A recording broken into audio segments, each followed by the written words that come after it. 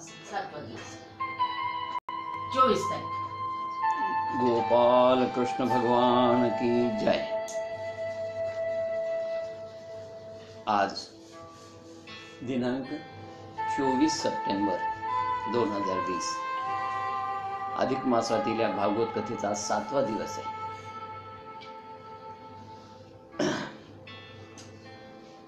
वसुदेव सुतं देवं कंस चाणूरमर्दनं देवकी परमानंदम कृष्णं वंदे जगद्गुरु। परीक्षिती म्हणाला, मुनिवर्य, आपण मला स्वयंभू मनुंच्या कन्यांचा वृत्तांत सांगितला।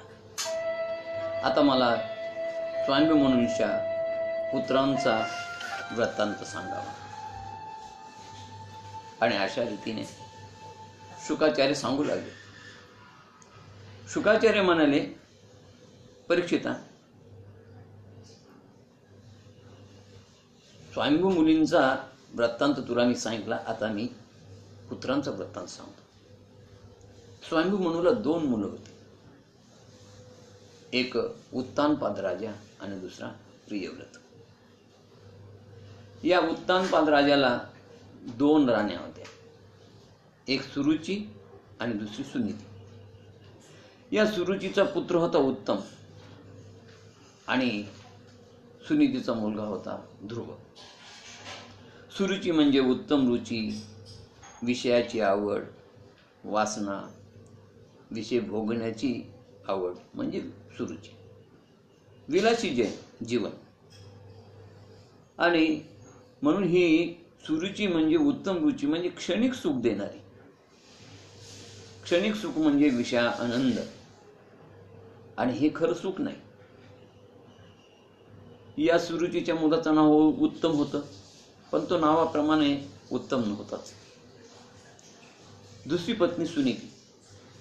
सुनीती म्हणजे उत्तम नीती, धर्माचं आचरण, आणि या सुनीतीच्या मुलाचं नाव होतं ध्रुव। ध्रुव म्हणजे अविनाशी, अढळ, नित्य।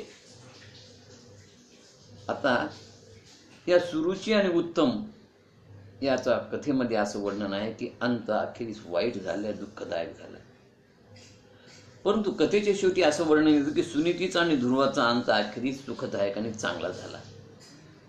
म्हणून या ध्रुवाच्या कथेमधलं तात्पर्य हेच आहे की नीतीच्या, धर्माचा शेवट जो आहे तो सुखदायक असतो, आणि सुरुचीचा आणि विषयाचा शेवट हा दुःखदायक असतो। बघा, अशा प्रकारची कथा। तो उत्तानपाद राजाला या 2 राण्या, एक आवडती आणि एक नावडती। सुरुची आवडती तर सुनीती नावडती। तो त्या सुनीतीला दासीप्रमाणे वागवत असतो। एकदा उत्तानपाद राजा आपल्या राजसिंहासनावर बसलेला होता। बाजूला सुरुची माता बसलेली होती, आणि उजव्या मांडीवरती सुरुचीचा पुत्र उत्तम बसलेला होता। सुनीतीचा मुलगा ध्रुव बाळ हा खेळत खेळत आला, आणि खेळत खेळत आल्यानंतर त्यांची इच्छा होती की आपल्याला बाबांनी त्यांच्या बाजूच्या मांडीवर बसून घ्यावं, बसायची परवानगी द्यावी। आणि म्हणून त्या ध्रुव बाळाने हात पुढे केले आणि बाबा बाबा म्हणत मला घ्या असं तो खुणवत होता। हे पाहिलं सुरुचीनं, आणि सुरुचीनं पाहिल्याबरोबर सुरुचीनं त्याला खडसावलं। त्याला म्हणाली, तुझ्या राजाच्या, तुझ्या वडिलाच्या मांडीवर बसण्याची पात्रता तुझी नाहीये। तू दासीचा पुत्र आहेस, तुझी आई नावडती आहे, तुझी आई दासी आहे, आणि मी पट्ट राणी आहे। म्हणून राणीच्या मुलालाच या राजगादीवर किंवा वडिलाच्या मांडीवर बसायचा अधिकार आहे, तुला अधिकार नाहीये। तुला जर या राजगादीवर बसायचं असेल तर तुला माझ्या पोटी जन्म घ्यावा लागेल, आणि माझ्या पोटी जन्म घेतल्यानंतर मग तूच या राज्याचा अर्धा वारसदार होशील, हिस्सेदार होशील। दासीच्या पुत्राला या राजगादीवर बसायचा अधिकार मुळीच नाही। त्याकरता तुला वनात जाऊन तपश्चर्या करावं लागेल। लहानसं बालक 5 वर्षाचं तपश्चर्या करावं लागेल. तपश्चर्या केल्यानंतर आपल्याला आढळपद मिळेल, राजपद मिळेल, एवढंच त्यानं लक्षात घेतलं. आणि येऊन आईला बोलला. सुनीता मातेला म्हणाला की आई, वनात गेल्यानंतर परमेश्वराची तपश्चर्या केल्यानंतर परमेश्वर आढळपद देतील. सुनीता म्हणाली, सर्व जीवाचे खरे परमात्मा पिता परमात्माच आहे आणि त्यांचं नामस्मरण केलं तर निश्चित तुझी इच्छा पूर्ण होईल. ध्रुव बाळाने निश्चय केला की वनात जाऊन तपश्चर्या करायची. सगळी माहिती मिळवली आणि वनात जाऊन तपश्चर्या करायचा निश्चय झाल्यानंतर 5 वर्षाचा बालक हा वनात जायच्या विचारानं पक्का भारावून गेला. त्याच्या मनामध्ये शंकाही आली की वनामध्ये श्वापद असतील, हिस्त्र पशु असतील. त्याने आईला विचारलं. त्यावेळेस आईनं सांगितलं की जेथे नारायण असेल तिथे काहीच काळजी करायचं काम नाही. भगवंता पाठीराखा असतो. बस ध्रुवानं निश्चय केला की वनात जाऊन तपश्चर्या करायची. भगवंत पाठीराखा असल्यानंतर काय काळजी आहे? राणावनामध्ये या श्वापदापासून, हिस्त्रपशूपासून मला काही होणार नाही. भगवंत माझं रक्षण करील. ही मनाचा ठाम मनाचा निश्चय झाला आणि ध्रुव वनात निघाला. दोन्ही आईनं नमस्कार केला, पित्याला नमस्कार केला आणि वनात आला. वनात आल्यानंतर ध्रुवाची नारदाची भेट झाली. नारदासारखा गुरु भेटला. नारद महर्षीने विचारलं, बाळा तू कुठे चाललास? त्याने सांगितलं, मी भगवंताच्या दर्शनासाठी वनात जात आहे.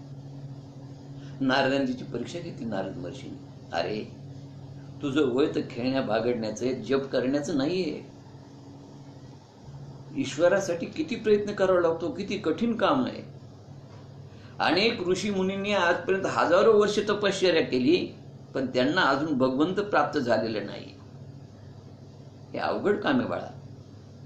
परंतु ध्रुव म्हणाला, मी भगवंत दर्शनाचा निश्चय करून आलेलो आहे. आपण मला माझ्या निश्चयापासून दूर करू नका. मी त्यापासून ढळणार नाही. आपली माझी विनंती की आपण फक्त मला मार्गदर्शन करा. ध्रुवाला नारद महर्षीसारखा गुरु भेटला. नारदाने ध्रुव बाळाला ओम नमो भगवते वासुदेवाय हा मंत्र दिला आणि मंत्र दिल्याबरोबर या ध्रुवाने तपश्चर्या सुरू केली. इकडे या पित्याला पश्चाताप झाला. उत्तानपाद राजाला नारदांची भेट झाली. नारदाने सांगितले, काही काळजी करू नका. तो 6 महिन्यात तपश्चर्या करून परत येईल. आणि अशा रीतीने त्या वनामध्ये, रानामध्ये ध्रुव तपश्चर्या करू लागला. पहिला महिना पूर्ण ध्रुवाने नुसते कवठ खाऊन तपश्चर्या केली. दुसरा महिना झाडाची बोरं खाऊन, तिसऱ्या महिन्यामध्ये झाडाची पानं खाऊन, चौथा महिना त्याने वारा पिऊन तपश्चर्या केली आणि 5व्या महिन्यामध्ये नुसतं जल आणि 6वा महिना निरंकार, निर्जला, अन्न नाही, पाणी नाही, काही नाही. 6 महिन्यामध्ये भगवंतानी चतुर्भुज रूपामध्ये त्याला दर्शन दिलं आणि आढळपद मिळालं. भगवंत म्हणाले, मी तुझी भक्ती पाहून प्रसन्न झालो. काय इच्छा आहे ते मागून घे. तेव्हा ध्रुवाने आढळपदाची अपेक्षा केली. भगवंतानी तथास्तु म्हटलं. परंतु भगवंत म्हणाले, ध्रुवा तू काही काळ राज्य कर. पण ध्रुवाची इच्छा नव्हती. पण भगवंत म्हणाले, माझी इच्छा तुला राजा झालेलं पाहिजे. अशा रीतीने भगवंत प्रसन्न झाल्यानंतर ध्रुव आला. आल्याबरोबर फुलं तोडायला आलेल्या एका सेवकानं जाऊन सांगितलं त्याच्या पित्याला की ध्रुव बाळ आलेले. राजाला बातमी कळतात. त्यानं आनंदाने त्याचं स्वागत केलं. मोठी तयारी झाली आणि स्वागत समारोह झाल्यानंतर या 5 वर्षाच्या बालकाला जे ते भगवंत प्राप्त झाला ही बातमी सगळीकडे कळाली. राणीला, सुनीतीला खूप आनंद झाला. आणि नंतर मग पुढे या ध्रुवाचा भाऊ उत्तम हा शिकारीला गेला असताना कुबेराचा सेवक यक्ष याने त्याचा वध केला. वध केल्यानंतर सुरुचीला खूप दुःख झालं. ती भ्रमिष्ठ झाली, वेड्यासारखं करू लागली आणि त्या उत्तमाच्या शोधामध्ये फिरता फिरता फिरता फिरता ती वनात आली, जंगलात आली. चारी बाजूनं वन पेटलेलं होतं. अशा त्या वनामध्ये ती गेली आणि तिचं त्या ठिकाणी ती जळून खाक झाली. तिचा मृत्यू झाला. उत्तमाचा बदला घेण्यासाठी ध्रुवाने यक्षाशी युद्ध केलं, पण त्या ठिकाणी स्वयंभू म्हणून येऊन ध्रुवाला समजावून सांगितलं की तू वैष्णव आहेस आणि वैष्णवानं वैर करू नये. स्वयंभू म्हणूनच्या उपदेशाप्रमाणे त्याने यक्षांचा संहार बंद केला आणि नंतर मग ध्रुवाला राज्याभिषेक झाला आणि ध्रुव राजा झाला. पुढे ध्रुवानं अनेक वर्षे राज्य केलं आणि अनेक वर्षे राज्य केल्यानंतर त्याला भगवंताची प्राप्ती झाली. त्याला आढळपद मिळालं, त्याला अविनाशी पद मिळालं. त्यानं भगवंताचा सत्संग केला. त्याने राज्याभिषेकानंतर राज्यकारभार काही काळ केल्यानंतर आपल्या मोठ्या मुलाला उत्कलला राजगादीवर बसवलं आणि यमुना तीरी जाऊन त्यानं भगवंताचं ध्यान केलं. भगवंत प्रसन्न झाले आणि भगवंतांनी त्याला आढळपदी जाण्यासाठी विमान पाठवलं. त्या विमानात ध्रुवबाळ बसले आणि आढळपदी विराजमान झाले.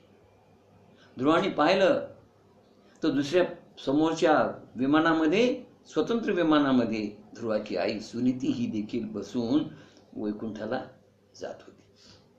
कथेचा हेतू हाच आहे की या सुनीतीचा आणि ध्रुवाचा शेवट चांगला झाला, परंतु सुरुचीचा आणि उत्तमाचा शेवट हा वाईट झाला. सुरुचीच्या मार्गाने जाणारे, विषयाच्या मार्गाने जाणारे, त्यांचा शेवटी अंत हा वाईटच होतो, पण नीतीच्या धर्माच्या मार्गाने जाणाराचा अंत शेवटी चांगला होतो. हेच या कथेचं खरं तात्पर्य आहे. आता या कथेचा जर खरा मतितार्थ जर पाहायचा ठरला तर काय मतितार्थ या कथेमधला? या कथेचा मतितार्थ पाहायचा तर एक महत्वाचा मुद्दा आहे की आम्हाला माहिती आहे की श्रीमद भागवत हा पंचम वेद आहे. हे वेदांताचं शास्त्र आहे. वेदांताचे अनेक तत्व या भागवतामध्ये आलेले आहेत आणि ही भागवत कथा जी आहे ती प्रत्येक ध्रुवाची कथा घ्या की प्रत्येक कथा घ्या, या कथेमागं रूपक आहे आणि त्या रूपकातून आमच्या व्यास महर्षींना काहीतरी वेदांताचं तत्वज्ञान तुम्हाला समजावून सांगायचा हाच इथं हेतू आहे. बघा, म्हणून याला म्हटले हा पंचम वेद निराला आहे. वेद घ्या, उपनिषद घ्या. त्या वेदामध्ये, उपनिषदामध्ये अनेक कथा पाहायला मिळतात. कंठोपनिषदामध्ये एक श्लोक आहे, श्रेयश्च प्रेयश्च मनुष्यम यतः. अर्थ असा आहे की जो मनुष्य श्रेयस आणि प्रेयस यातील प्रेयस निवडून विकार वासनाच्या अधीन होईल त्याला कंठोपनिषदामध्ये यमराजाने मंद बुद्धीचा म्हटलेला आहे. म्हणजे शास्त्रामध्ये श्रेयस आणि प्रेयस या दोन्हीवर भरपूर चर्चा आहे. प्रेयस आणि श्रेयस.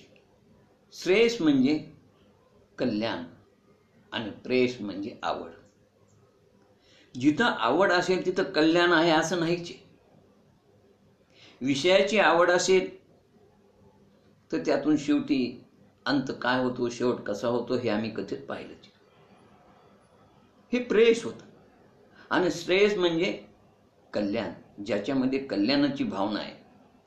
म्हणून कंठोपनिषदामध्ये असं वर्णन केले यमराजांनी की मंद बुद्धीचे लोक ते आहेत जे आहेत तेच या प्रेयसच्या मागे लागतात आणि त्यासाठी त्यांना उपमा दिली उंदराची.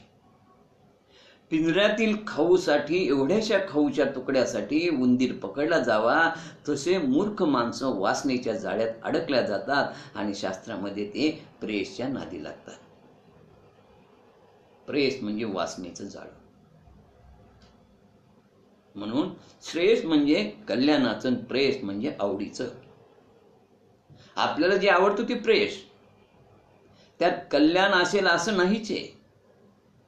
आणि म्हणून ज्यात आपलं कल्याण आहे ते श्रेयस आहे आणि जी गोष्ट तुम्हाला आवडते त्यात वास्तविक पाहता कल्याणकारक असेल असं नसते. आणि म्हणून जे आवडतं ते करण्यात अर्थ नाहीये. बघा तुम्ही की समजा सकाळी लवकर उठावे, त्यात कल्याण आहे, पण सकाळी मला लवकर उठायला आवडत नाही. ते झालं प्रेयस. इतर म्हणजे लोकांना ज्या काही वाईट सवय लागतात, ती वाईट सवय म्हणजे देखील प्रेयस आहे, पण त्यातून काही कल्याण होत नसतं. सकाळी लवकर उठावं यात माझं कल्याण आहे, ते श्रेयस आहे, पण लवकर उठायला मला आवडत नाही. व्यायाम करणं हे माझ्या शरीराच्या दृष्टीनं श्रेयस आहे, पण मला व्यायामाची आवड नाही. आवड असणं, त्या आवडीमध्ये कल्याण असेल असंच नाही. आवड असणं म्हणजे प्रेयस, आणि तुमचं कल्याण ज्यात आहे ते श्रेयस. आणि म्हणून सुरुची म्हणजे उत्तम रुची, विषयाची आवड म्हणजे प्रेयस, आणि सुनीती म्हणजे उत्तम नीती, आणि उत्तम नीती म्हणजे श्रेयस. सु आणि नीती हा 2 शब्दांनी बनलेला शब्द आहे. सु म्हणजे चांगलं, आणि नीती म्हणजे सदप्रवृत्ती, सदाचरण, सारासार विवेक, सद्बुद्धी असा त्याचा अर्थ होतो. म्हणून नीतीनं वागणं हा आपला धर्म आहे, आणि तो धर्म असावा. नीतीने वागल्यामुळे ध्रुव आढळपदी विराजमान झाला, याला श्रेयस म्हणतात. ज्यात आपलं कल्याण आहे ते श्रेयस. आणि सुरुचीनं, सु आणि रुची हे 2 शब्द आहेत बघा. हा 2 शब्दांनी बनलेला शब्द आहे. सु अधिक रुची, स्वतःला जे आवडेल, जे योग्य वाटेल त्याची रुची म्हणजे सुरुची. शास्त्रामध्ये याला प्रेयस म्हटलेले. सुरुचीचा मार्ग कल्याणकारक असेलच असं नाही, म्हणून सुरुचीचा पुत्र उत्तम वाईट मार्गाला लागून त्याचा शेवटी अंत वाईटच झाला. तर श्रेयस म्हणजे ज्यात आपलं कल्याण आहे असा नीतीच्या धर्माच्या मार्गाने जाणं म्हणजे श्रेयस. तो ध्रुव त्या मार्गाने गेला आणि सुनीता त्या मार्गाने गेली. आणि म्हणून व्यास सारखे महात्मे जड जीवांचा उद्धार करण्यासाठी त्याला नेहमी नीतीच्या मार्गाने जायला सांगतात. व्यास सारखे महात्मे म्हणा, सद्गुरू म्हणा, संत म्हणा. संत कधी तुम्हाला प्रेयस देणार नाहीत. संत तुम्हाला श्रेयसच्या मार्गानेच जाण्याचा आग्रह करतील, त्या मार्गाने जा असं सांगतील. प्रेयसचा कधी संत तुम्हाला उपदेश करणार नाही. समर्थाच्या चरित्रामधलं एक दृष्टांत फार सुंदर आहे की समर्थाचे शिष्य रंगनाथ स्वामी एकदा निगडीकर हे एकदा पंढरपूरला आले. त्यांचं कीर्तन होतं रावळामध्ये. रोज रात्री त्यांचं कीर्तन व्हायचं. उत्कृष्ट कीर्तनकार होते. त्यांची ख्याती सर्वत्र पसरली होती. त्यांच्या कीर्तनाला रोज भरपूर गर्दी व्हायची. दुधात साखर पडावी त्याप्रमाणे श्री समर्थ रामदास स्वामी पंढरपुरात आले आहेत हे आमच्या रंगनाथ स्वामीला कळालं. आणि रंगनाथ स्वामीला कळाल्यानंतर त्यांना पण हे माहीत नव्हतं की पंढरपुरात समर्थांचा मुक्काम कुठे आहे. म्हणून त्यांनी कीर्तनामध्ये इच्छा प्रकट केली की जो कोणी माझं आणि रामदास स्वामींची गाठ घालून देईल, भेट करून देईल ना, त्याला तो मागेल ते मी देईल. असं म्हटल्यानंतर तिथं कीर्तनाला ऐकायला आलेले एक सद्गृहस्थ होते, भिक्षुक होता तिथला. त्याने ते ऐकलं. रामदास स्वामींची ओळखही त्यांनी करून दिली. त्यांची अंगयष्टी, त्यांचा पोशाख, त्यांची लंगोटी, त्यांच्या खडावा, झोळी, दाढी, केश, वेशभूषा सगळं सगळं. ज्या भिक्षुकाच्या घरी समोर उतरले होते त्यांनी ते ओळखलं. त्याच्या लक्षात आलं आणि त्यांनी ठरवलं की उद्या समर्थांची रंगनाथ स्वामीची आपण गाठ घालून देऊ. रंगनाथ स्वामी खूप श्रीमंत हे त्याला माहित होतं. त्यांच्याकडे रगड पैसा आहे आणि ते आपल्याला पैसा देतील. आपण तो पैसा मागून घेऊ आणि त्या पैशामध्ये आपण नाऱ्याची मुंज आणि आपल्या किशीचं लग्न करून टाकू बस, आणि चिंतेतून मुक्त हो. अशा आनंदात तो घरी आला. पण गंमत अशी होती की त्याने समर्थाला उतरायला जी जागा दिली होती ती गोठ्यात जागा दिली होती. त्याला काय कल्पना की समर्थ हे एवढे मोठे स्वामी आहेत म्हणून माहीतच नव्हतं त्याने त्यांना कधी पाहिलं नव्हतं. हा कोणीतरी गरीब पांतस्थ दरिद्र ब्राह्मण आहे, पंढरीच्या यात्रेला आलाय आणि हा काय देणार असं समजून त्यांनी त्याला गोठ्यामध्ये जागा दिली. एखादं जर झकपक गिरायक आलं तर त्याच्यासाठी माडीवरची जागा उतरायला राहू द्यावी म्हणून त्यानं त्यांना गोठ्यात जागा दिली. आता तो महात्मा रंगनाथ स्वामीच्या भेटीला येईल की नाही अशी मनात चिंता होती, आणि नाही आला तर आपलं नुकसान होईल. म्हणून तो भिक्षुक आला आणि एकदम त्या गोठ्यात जाऊन समर्थांना त्याने उठवलं आणि समर्थांचे पाय त्याने दाबायला सुरुवात केली. समर्थ म्हणाले, अहो तुम्ही क्षेत्र उपाध्ये आहात, असं करू नका, तुम्ही वंदनीय आहात, तुम्ही माझे पाय दाबू नका, का पाय दाबता? त्यावेळेस तो भिक्षुक म्हणाला, महाराज माझं चुकलं, तुम्ही एवढे मोठे समर्थ रामदास स्वामी आहात हे मला आत्ता कळालं.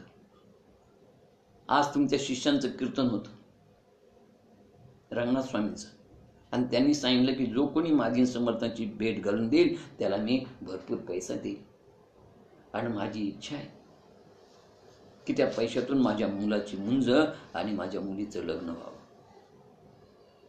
आणि तेव्हा आम्ही रंगनाथ स्वामीला पैसे मागणार आणि या काळजीतून मुक्त होणार. समर्थ मोठे दयाळू अंतकरणाचे होते.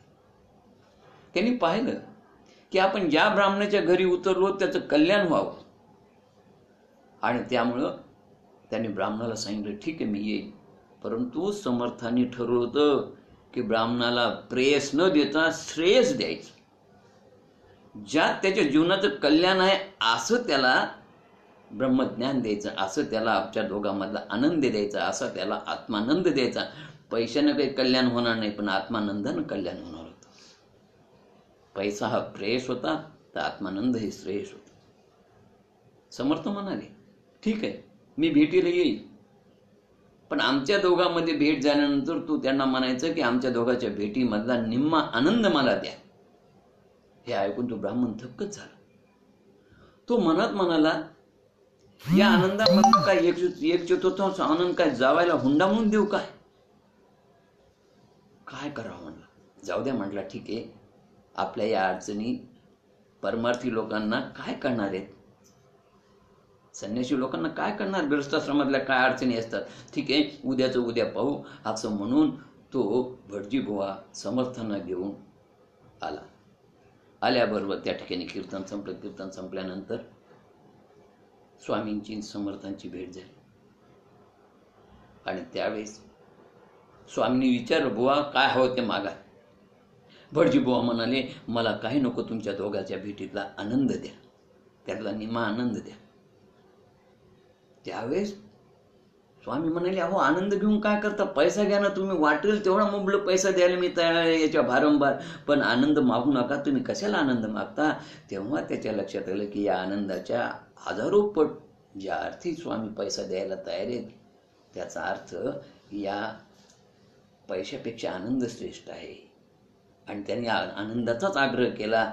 त्यावेळेस मात्र निगडीकर स्वामी म्हणाले की हे आमच्या समर्थांच्याच मनात आहे की या ब्राह्मणाचं खरं कल्याण व्हावं, आणि म्हणून त्यांनी त्या ब्राह्मणाच्या डोक्यावर हात ठेवल्याबरोबर त्या ब्राह्मणाच्या जीवनाचं कल्याण झालं आणि त्याला खरा ब्रह्मानंद प्राप्त झाला.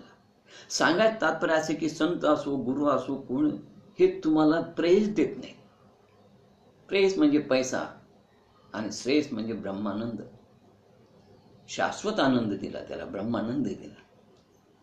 अशा रीतीनं की प्रेस आणि श्रेयस मधलं श्रेयस जास्त महत्वाचं, आणि म्हणून व्यासाने आम्हाला या कथेद्वारे श्रेयसात काय घ्या आहे आणि श्रेयस कसं प्राप्त करावं हेच या रूपकातून आम्हाला सांगितलेले.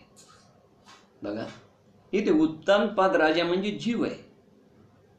त्याला जशा दोन राण्या आहेत, सुरुची आणि सुनीती, तसं तुमच्या जीवामध्ये हा उत्तानपाद राजा म्हणजे मन. या मनामध्ये दोन वासना असतात, सुरुची आहे सुनीती आहे. बघा म्हणजे संकल्प आहे आणि विकल्प आहे, दोन्ही गोष्टी मनामध्ये आहेत. या मनाच्या दोन राण्या आहेत. या ठिकाणी बघा हमेशा जीवनामध्ये बहुतांश वेळी आमच्या या रुचीवर, ही रुची विषय वासना ही त्या नीतीवरती मात करत असते. बघा नेहमीचा आपला अनुभव आहे. आणि ध्रुवकथेचा हेतू हाच आहे की सुरुचीला लगाम घालून, नियंत्रण ठेवून, तिला मुरड घालून सुनीतीच्या मार्गाने चालावं. पण आमचं नेहमी उलट होतं. सुनीती आणि सुरुची, संकल्प आणि विकल्प हे मनाचे दोन भाग आहेत. ही रूपकृपाने आलेली कथा आहे. हा मन म्हणजे उत्तानपाद राजा आहे. तुमच्या मनामध्ये हे दोन्ही वास्तव्य आहे, सुनीती आहे आणि सुरुची आहे. पण इथं जसं सुरुचीचाच विजय झाला, तसं आमच्या मनावर देखील सुरुचीच नेहमी अधिराज्य राहतं. भागवत सांगतो सुनीतीच्या मार्गाने चाला. सुनीतीच्या मार्ग म्हणजे श्रेयस, पण आम्ही चालतो प्रेयसच्या मार्गाने. जीवनामध्ये अशी अनेक उदाहरणं येतात बघा. एकदा पुण्यामध्ये मी स्कूटीवर जात असताना सिग्नल पडला. आता पुणेकरांची ख्याती अशी की लोक म्हणतात बाबा की पुणेकर फार सिग्नल तोडण्यात एक्सपर्ट आहेत म्हणून. कारण घाई आहे, गडबड आहे, छोट्या वाहनाने पटकन जिथून रस्ता निघेल तिथून जाण्याचा प्रयत्न लोक करतात. आणि असं सिग्नल पडलं. सिग्नल पडल्यानंतर लाल सिग्नल पडलं. माझ्या बाजूला 2-3 युवती त्यांच्या छोट्या छोट्या 3 गाड्यावर उभ्या होत्या. बाजूला एक होता. 4 गाड्या माझ्या लाईनला उभ्या होत्या. काही कार होत्या, काही ट्रक्स होते. आणि अशा ह्या सगळ्या गाड्या उभ्या असताना अचानक माझ्या बाजूच्या 2 मुलींनी गाडी पुढे पळवली. रेड लाईट लागलेला होता हो. माझं मन विचलित झालं. माझ्या सुनीतीवर सुरुचीने मात केली. माझ्या मनातली सुरुची मला म्हणत होती, सिग्नल तोडलं योग्य नाही असं तुम्ही मानता, पण त्या 2 मुली गेल्या, त्यांचं काय वाईट झालं? अहो, नियम पाळायचा का ठेका तूच घेतलास का?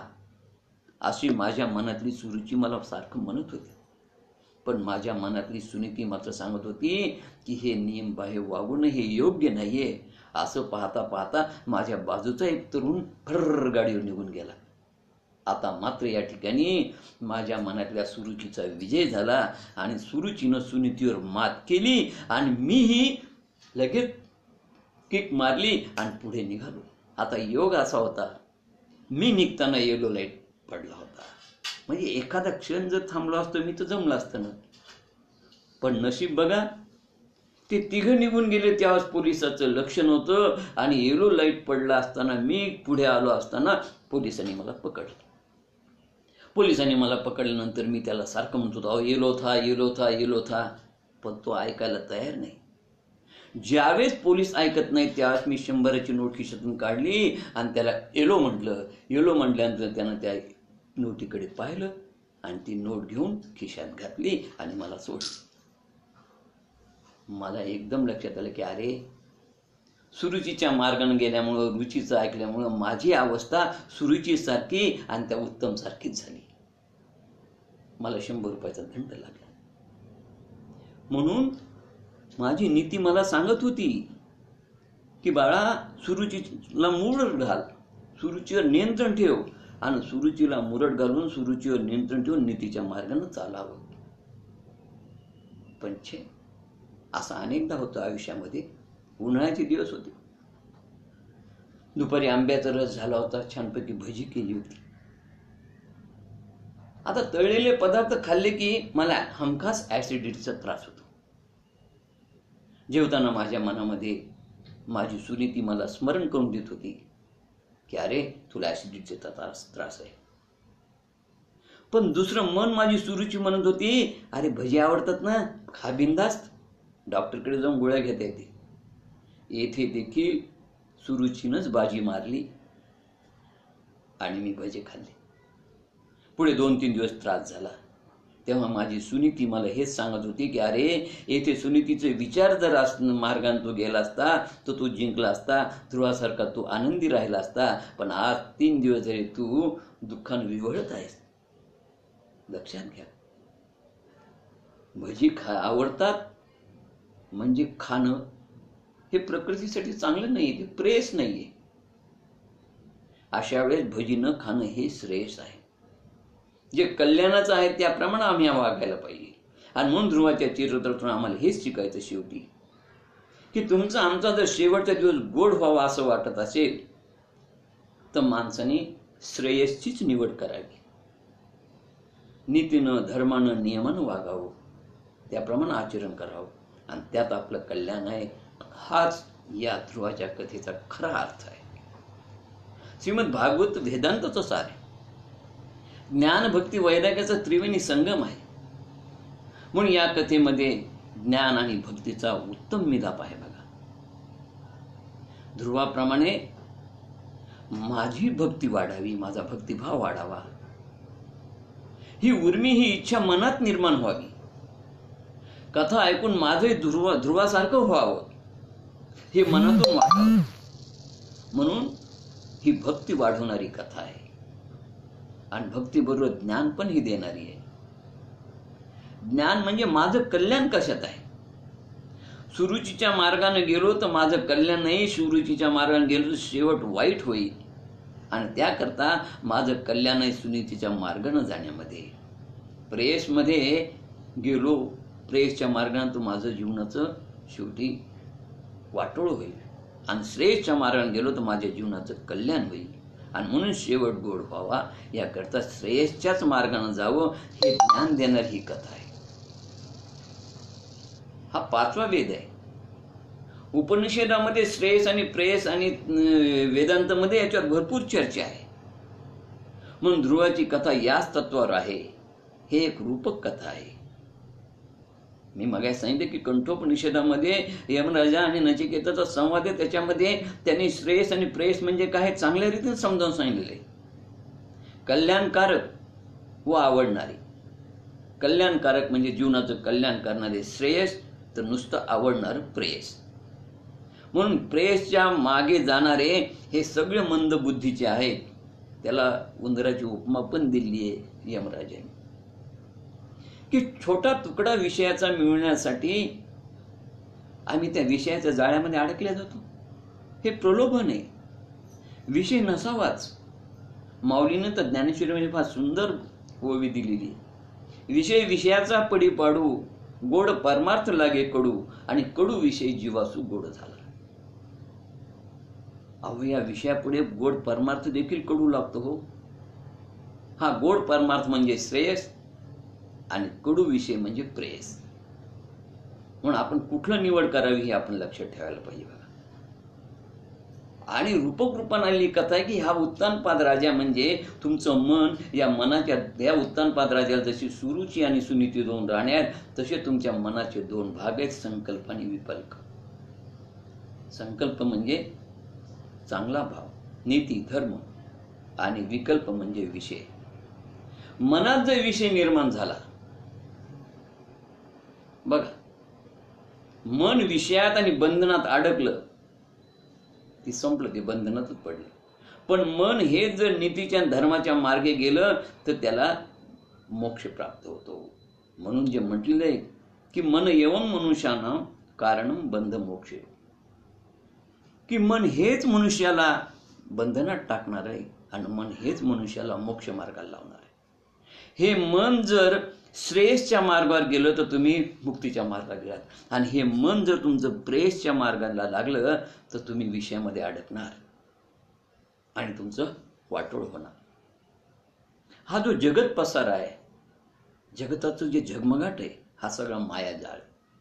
इथं विषयाला कमीच नाहीये. आणि म्हणूनच माऊलीने सांगितले, विषय विषयाचा पडू पाडू, गोड परमार्थ लागे कडू. ज्यात कल्याण नाही तेच आम्हाला आवडतं. हो, म्हणून कथेतून एकच गोष्ट लक्षात घ्यावी, या भागवतामधल्या प्रत्येक कथेकडे पाहण्याचा तुमचा दृष्टिकोन जीवनविषयक दृष्टिकोन असावा. या कथेतून आम्हाला काय लक्षात येतं की सुनीतीच्या, धर्माच्या, न्यायाच्या मार्गाने जाणारा कल्याण आहे, आणि जो या सुनीतीच्या मार्गाने जाणार नाही, जो सुरुचीच्या मार्गाने जाईल, जो विषयाच्या मार्गाने जाईल, त्याचं नुकसान होईल. म्हणून सुरुचीला लगाम घालायला पाहिजे, तिला मुरड घालायला पाहिजे, सुरुचीवर नियंत्रण ठेवायला पाहिजे, आणि त्याच्यावर नियंत्रण ठेवून नीतीच्या मार्गाने वागायला पाहिजे. असं या आम्हाला ध्रुवाच्या कथेतलं तत्वज्ञान पाहायला मिळतं. गोपाल कृष्ण भगवान की जय. अशी ही या ठिकाणी ध्रुवाची कथा संपलेली. यानंतर परीक्षिती म्हणाला की मला ध्रुव बाळाचा वंश सांगावा, आणि शुकाचार्य ध्रुव बाळाच्या वंशाचं वर्णन करू लागले. या ध्रुव बाळाच्या वंशामध्ये अंग, वेन, प्रथु यांचे चरित्र येतं. शुकाचार्य म्हणाले ध्रुवानंतर उत्कल नावाचा राजा झाला, उत्कल नंतर वत्सर राजा झाला, आणि वत्सर नंतर त्याच वंशामध्ये पुढे अंग नावाचा राजा झाला. हा राजा अंग अत्यंत सुस्वभावी होता, साधूचा ब्राह्मणांचा हितकर्ता होता, थोर आणि प्रजाहितदक्ष होता. पण त्याला मूलबाळ नव्हतं आणि म्हणून तो दुःखी होता. त्यांनी पुत्रकामेश यज्ञ केला आणि या पुत्रकामेश यज्ञातून त्याला जो मुलगा प्राप्त झाला तो मात्र अत्यंत आसुरी वृत्तीचा झाला.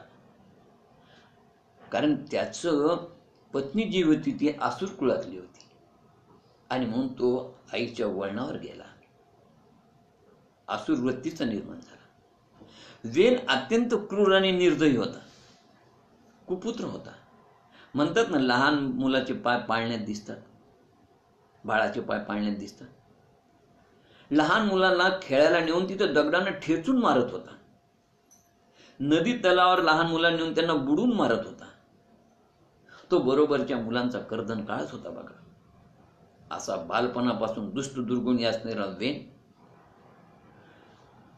पुढे राजगादीचा मालक झाला. या वेनला अनेकांनी उपदेश केले पण पालत्या गाड्यावर पाणी.